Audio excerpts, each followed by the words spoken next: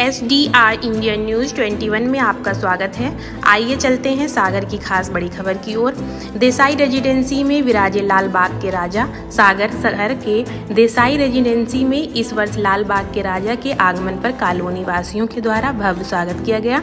Colony में जगह जगह माताओं, बहनों एवं बच्चियों के लिए लाल बाग के राजा के स्वागत में आकर्षक रंगोली बनाई गई। साथ ही लाल बाग के राजा के आगमन पर शानदार ढोल बाजे एवं आतिशबाजी चलाकर स्वागत किया गया।